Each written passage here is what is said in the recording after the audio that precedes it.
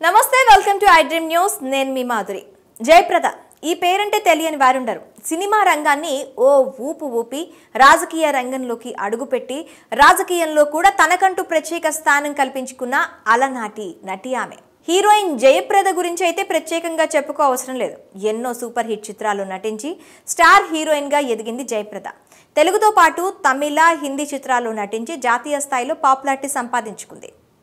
అంతటి పాపులారిటీ తెచ్చుకున్న నటి ఇప్పుడు హాట్ టాపిక్ గా మారింది ప్రస్తుతం జయప్రద మిస్సింగ్ అయినట్లు వార్తలు గుప్పుమంటున్నాయి ఆమె ఓ కేసులో నిందితురాలిగా ఉండగా పరారీలో ఉన్నట్లు సమాచారం ఇంతటి ఫేమ్ క్రేజ్ దక్కించుకున్న ఆమె ఎందుకు పారిపోవాల్సి వచ్చింది అసలు ఆ కేసు ఏంటి అనేది ఈ స్టోరీలో తెలుసుకుందాం ప్రముఖ నటి రాజకీయ నాయకురాలు మాజీ ఎంపీ జయప్రద ఎన్నో సూపర్ హిట్ చిత్రాలు నటించి పాపులర్ అయ్యారు ఎన్టీఆర్ ఏఎన్ఆర్ కృష్ణ వంటి స్టార్ హీరోల సరసన నటించి ప్రేక్షకుల కలల రాణిగా ఆమె ఎదిగారు అప్పట్లో ఆమెను వెండితెరపై చూసేందుకు థియేటర్లకు క్యూ కట్టేవారు అభిమానులు ఇక సినిమాలకు బ్రేక్ ఇచ్చిన ఈ అందాల భామ రాజకీయాల్లోకి ఎంట్రీ ఇచ్చింది నిజానికి జయప్రద మన తెలుగు ప్రాంతానికి చెందిన వ్యక్తే అయినప్పటికీ యూపీలో సమాజ్వాదీ పార్టీ తరపున పోటీ చేసింది ఉత్తరప్రదేశ్లోని రాంపూర్ నుంచి జయప్రద 2 సార్లు ఎంపీగా గెలిచి రాజకీయంగా ప్రజలకు సేవలు అందిస్తూ వస్తోంది 2004 నుంచి 2014 వరకు ఉత్తరప్రదేశ్లోని రాంపూర్ నియోజకవర్గం నుంచి ఎంపీగా బాధ్యతలు నిర్వహించారు ఇక జయప్రద 2019 సార్వత్రిక ఎన్నికలకి ముందు సమాజ్వాదీ పార్టీ నుంచి బీజేపీలో చేరి రాంపూర్ నియోజకవర్గం నుంచి పోటీ చేసి ఓటమి పాలైంది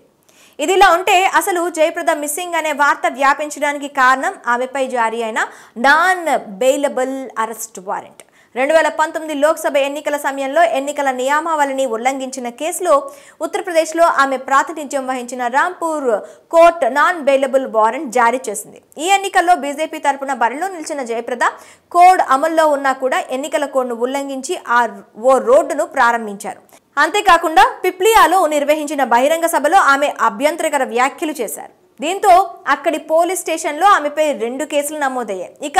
ఇప్పటికీ ఆ కేసు రాంపూర్ కోర్టులో నడుస్తోంది ఈ కేసులో కోర్టు ఎన్నిసార్లు ఆమెకు కోర్టుకు హాజరు కావాలని నోటీసులు పంపినా ఇప్పటి వరకు ఆమె హాజరు కాలేదు దీంతో ఆగ్రహించిన కోర్టు నాన్ బెయిలబుల్ వారెంట్ జారీ చేసింది నవంబర్ 17న non bailable arrest warrant court జయప్రదపై జారీ చేసింది ఇన్ని రోజులు కోర్టు సమయం వృధా చేయడంతో ఆగ్రహించిన కోర్టు జనవరి 10వ తేదీలోగా జయప్రదను కోర్టులో హాజరుపరచాలని రాంపూర్ పోలీసులను కోర్టు ఆదేశించింది దీంతో రంగంలోకి దిగిన పోలీసులు ఆమె ఆచూకీ